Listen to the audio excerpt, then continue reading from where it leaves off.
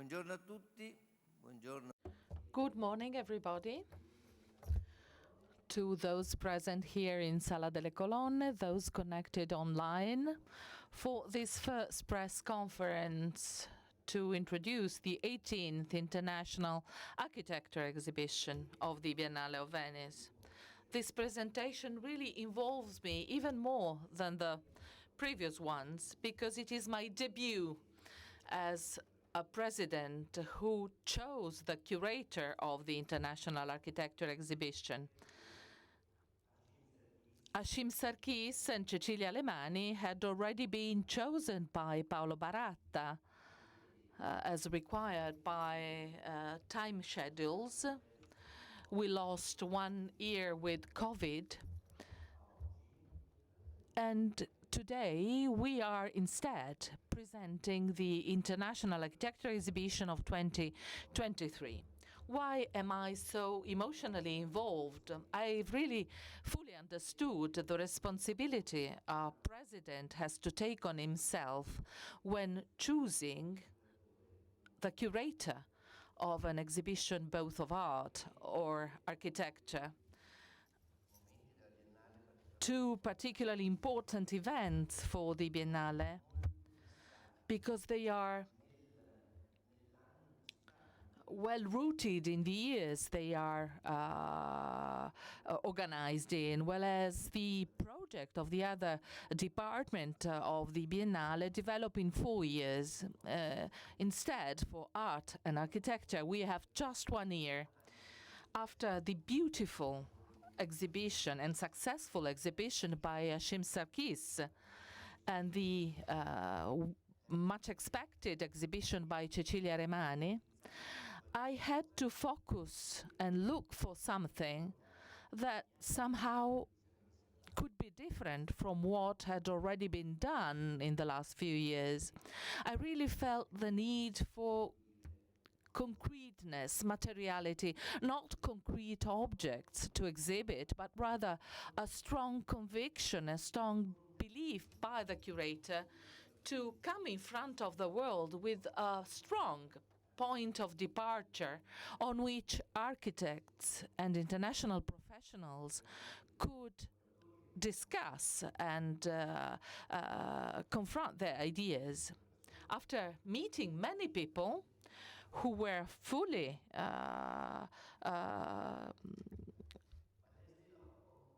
prepared to be the curator of the International Architecture Exhibition, I really focused on Lesley Lokko for her calmness, for her quietness, calm coming from her full awareness of the fact that facing the questions architecture has to face require something that had not yet been seen in the Biennale. I didn't look for originality or peculiarity. I really focused on her calmness, on her very firm point of view. We'll discover this point of view next May, but we will build it in the time remaining until this new architecture exhibition inaugurates. So a warm welcome from me and the Biennale to Lesley Lokko.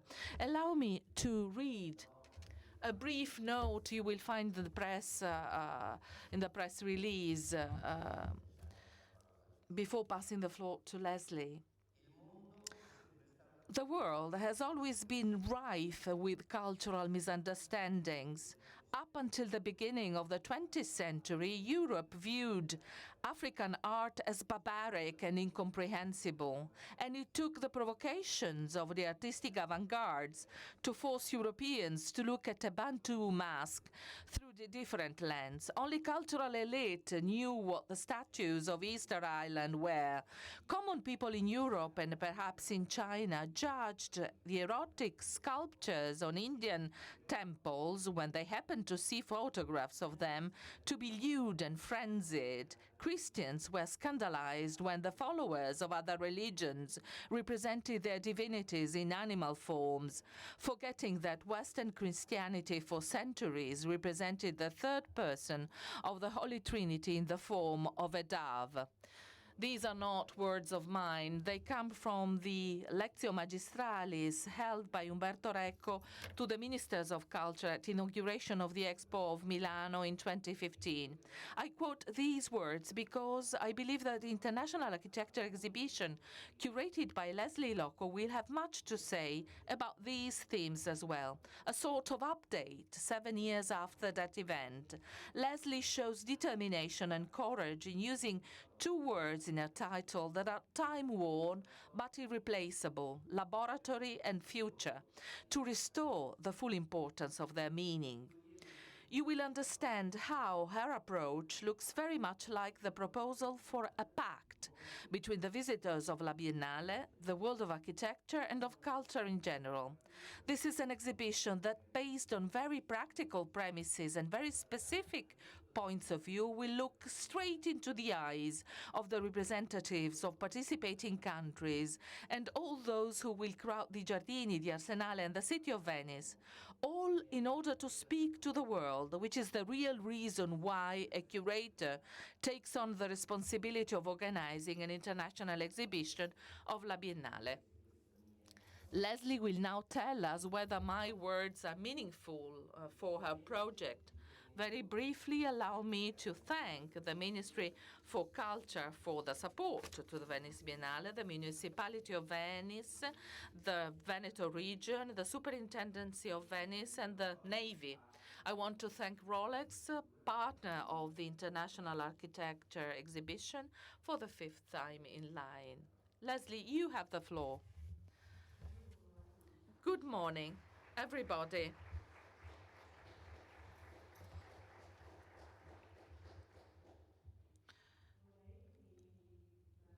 I would like my Italian to be good enough to have this speech in your beautiful language, but unfortunately it is not yet the case. Next year I hope we will be more fluent, so let's go back to my language.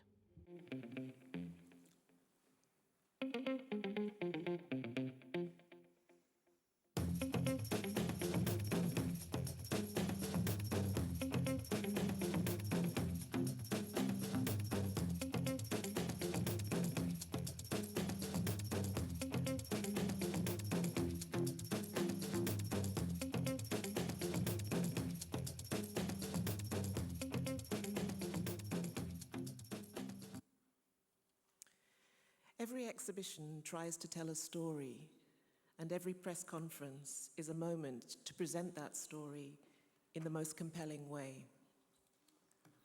I would like to tell a fairly complex story as clearly as possible, knowing that it will take time to unfold and understand.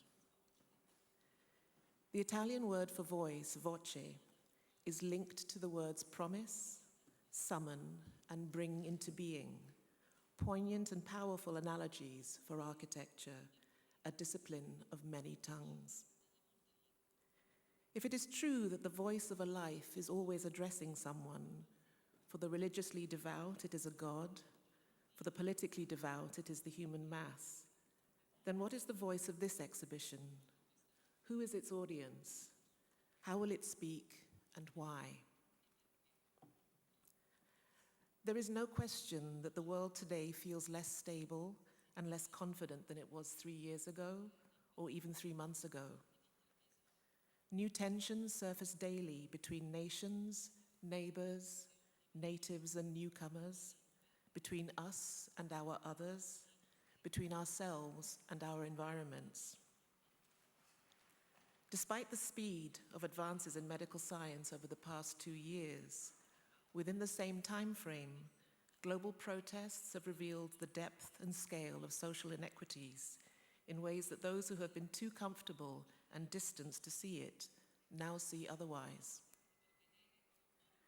Europe, lulled into a false sense of security over the past 60 years, is suddenly confronted with the same questions of land, language, and identity that parts of Africa, Asia, and the Middle East never saw disappear. 2 powerful words have emerged over the last 2 decades, which are simultaneously local, and global. Decolonization and decarbonization. Both are experienced at the macro scales of social, political, and economic forces, far beyond both our understanding or control, yet also in the microscopic and intimate details of everyday life. Diversity, equity, inclusion, and climate change are the latest buzzwords across many disciplines and spheres of public life, hoping to succeed where previous policies have not. Yet against a seemingly limitless network of communications and infotainment, an increasingly narrow and violent language of binaries, us, them, rich, poor, black, white, native, foreigner, divides, subdivides, fragments, and almost swallows us whole. Attempts to expand our vocabularies and thinking beyond inherited conventions of identity such as race, gender, and sexuality are complex and fraught, and progress is often agonizingly slow. 2 steps forward here, 3 steps back there. In some places, there feels to be no movement at all, but in others, seismic changes provide hope. For the most part, all these systems have been done from a place of making do or kind of getting by. And what do you do when you are given the space of abundance, so design from a territory of you can rather than making do? The last 36 months have often felt like a long overdue reckoning, as if a bill has been presented and all of us, in multiple myriad ways, do not have the means to pay. Having emerged blinking into the sunlight after the experiences of lockdown, we now look at our screens and each other, sometimes unsure of what to say and do perhaps, but importantly full of hope and longing too. This contemporary quality of being both general and precise, influenced by vast forces and yet shaped by the specifics of place, is an oxymoron. It asks us to explain and explore our own lives and environments in the same breath, to be aware of ourselves and others in ever-expanding, overlapping networks of power, and to be aware of the hidden price of privilege and control. At a material level, our built environments accurately reflect the conundrum. We speak of democratic spaces, public spaces, green energy, and the human spirit, as though those were the conditions that make it possible and attainable, are universal, and do not often come at a terrible cost to our fellow humans and the non-human and natural worlds. At times it seems too complex to properly grasp, let alone control or change, but it is not. In previous Biennale Architettura curatorial statements, the phrase ways of seeing the world comes up time and again. More than buildings, more than landscapes, more than material and structural innovation, it is architecture's ability to alter and shape how we see the world that is its most precious and powerful gift. The slow, careful translation of ideas into material and increasingly digital and liquid form requires an almost constant shift of vision, simultaneously narrowing and expanding one's gaze in order to accommodate differences in scale, context, culture, and aspiration, as well as the myriad other demands that must be met in order to bring both buildings and knowledge into the world. We can now see more of the world than at any time in human history. New technologies continuously appear and disappear, giving us unfiltered glimpses of life in parts of the globe we will likely never visit, let alone understand. But to see both near and far simultaneously is also, as Du Bois and Fanon famously put it, a form of double consciousness, the internal conflict of all subordinated or colonized groups, which describes the majority of the world, not only there in the so-called developing third and Arab worlds, but here too in the metropoles and landscapes of the global north. Here in Europe, we speak of minorities and diversity, but the truth is that the West's minorities are the global majority. Diversity is our norm. There is one place on this planet where all these questions of equity, resources, race, hope, and fear converge and coalesce: Africa. And at the level of anthropology, we are all African. And what happens in Africa happens to us all.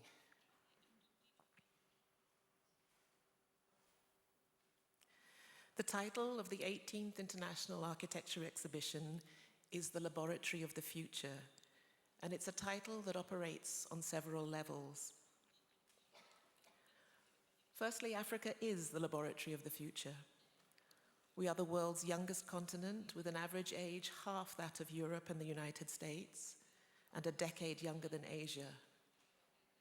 We are the world's fastest urbanizing continent, growing at a rate of almost 4% per year. This rapid and largely unplanned growth is generally at the expense of local environment and ecosystems, which puts us at the coalface of climate change at both a regional and planetary level. We remain the world's most under-vaccinated continent at just 15%, yet recorded the fewest deaths and infections by a significant margin that the scientific community still can't quite explain. So often on the wrong side of hope and history, the resilience, self-reliance, and a long history of grassroots community healthcare suddenly tipped the balance in our favor.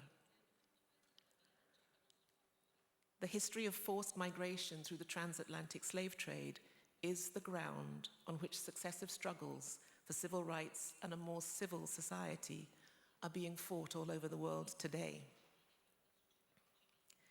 In all the talk of decarbonization, it is easy to forget that black bodies were the first units of energy to fuel European imperial expansion that has shaped the modern world. Racial equity and climate justice are two sides of the same coin. But hope is a powerful currency. To be hopeful is to be deeply human.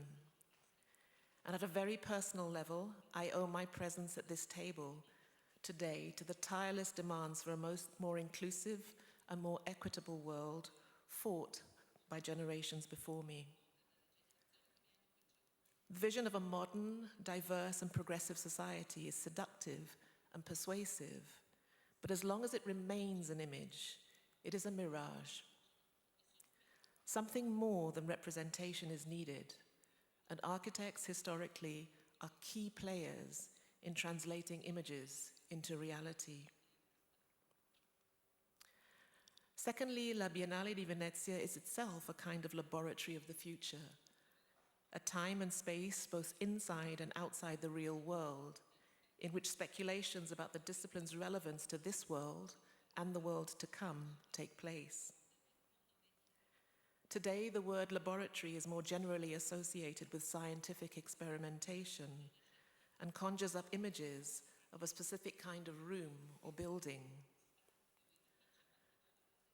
But Richard Sennett's examination of the word workshop, from which the word laboratory comes, deepens the concept of collaborative endeavors in a different way.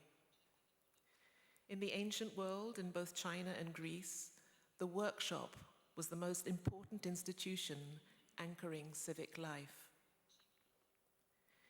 In the aftermath of the American Civil War, Booker T. Washington, an ex-slave, conceived a project in which freed slaves recovering from slavery would leave home, train at two model institutions, the Hampton and Tuskegee Institutes, and return to their home communities. Importantly, during this temporary relocation, cooperation would be forged by direct experience and daily contact with each other as equals. We envisage our exhibition as a kind of workshop, a laboratory where architects and practitioners across an expanded field of creative disciplines draw out examples from their contemporary practices, projects, texts, performances, installations, and live debates that chart a path for the audience to weave through, imagining for themselves what the future can hold. The Laboratory of the Future story begins here today, but this is only the beginning. We will be back soon to offer further glimpses into the curatorial vision and direction as it unfolds in conversation with all the participants, including the national pavilions. Una mostra complessa ma necessaria. Questi sono A complex exhibition, but necessary. These are difficult times, besides being times that are full of creativity. Thank you all.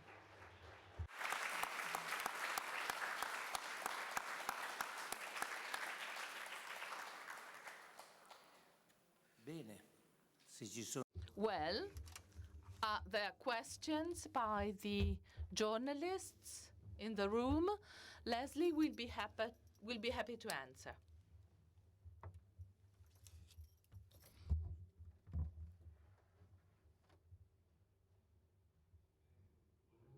I would like to understand better.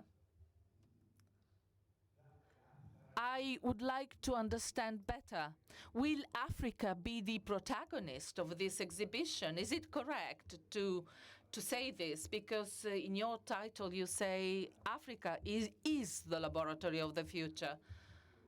And we derive from this a strong vision on what this continent can provide us with, but I would like your confirmation that it will be so. word, yes. We are using Africa as a specific place to look at the rest of the world. So although we use Africa, this is not only an exhibition about Africa, but it is an attempt to be specific about a place and a context in order to understand all.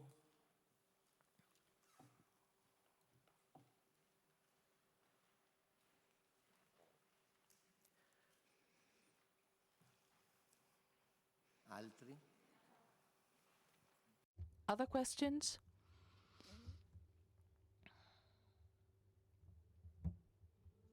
Good morning.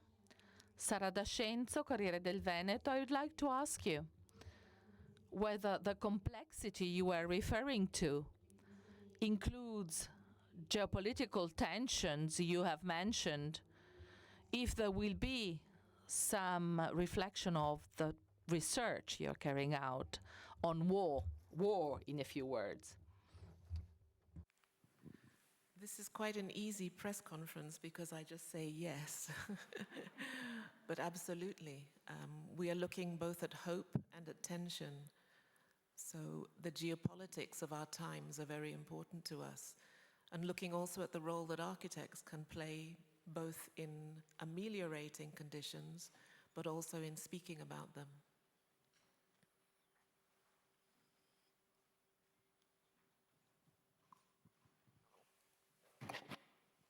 Matteo Boscolo, settimanale Nuova Scintilla.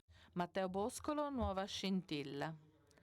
Also from an anthropological point of view, we are all Africans.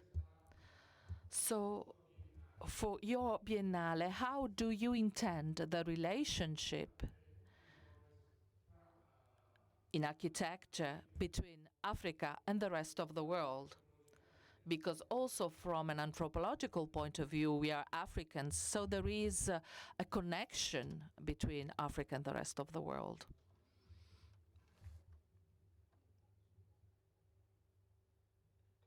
Those of us who have been interested in these topics for a very long time, the connection is absolutely clear. I think as a canon, architecture doesn't yet understand those connections. So part of this exhibition is the teasing out of things that were already there, but maybe haven't been seen in the way that we intend. So for us, the connection is very, very strong. And by us, I mean those working in this context. But this is an opportunity to present this research, this way of seeing the world, as I spoke about, to the rest of the world. I've said it so often, I know that I sound like a broken record, but these questions of decolonization and decarbonization are really a gift to architectural canon. And that's how I would like this exhibition to be seen, as a gift.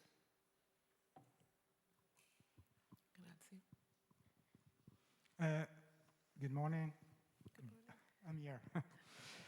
Roberto Zancan from Domus. And I have a small question about the relation of the exhibition with the National Pavilion. Biennale was born in a colonial time and is always centered on Western country national representation. There's a big chance to have to give a lot of chance and importance to African pavilion and extra-European, I think, so on your perspective. Yes, although I would like to emphasize that the world is not so equally divided between there and here, that this presence, this African presence, is also already here.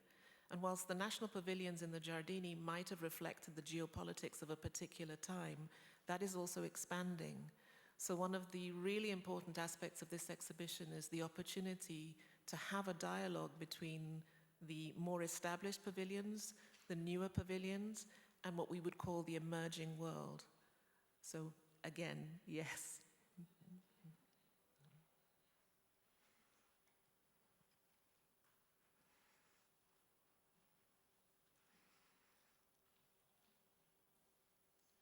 Dietro.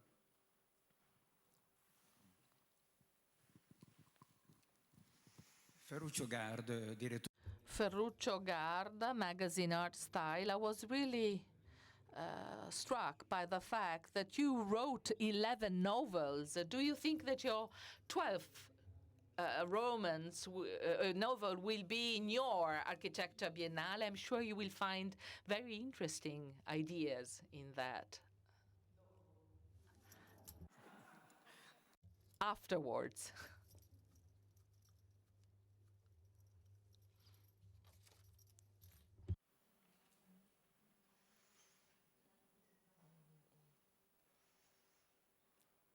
Qualcun altro? Other questions?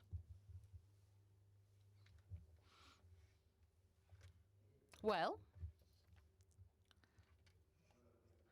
so this first presentation concludes here with many yes, just a few questions focused on the new elements I was mentioning before, so starting from a point of view that is well shaped from a geopolitical point of view, in order to launch a pact to other countries so that they can compare their points of view with this. I think it is very interesting that rather than speaking and exposing theories, we start from concrete experiences. The experience of a laboratory we consider today as a place where we can act actively, and so far it has been instead a place where action was taken by others, Africa. So see you next time when we will hear something more about the paths that Lesley Lokko is going to follow in the Giardini, in the Arsenale, and in the city of Venice. In the meantime, I invite you all to have a drink upstairs in the terrace. Thank you so much.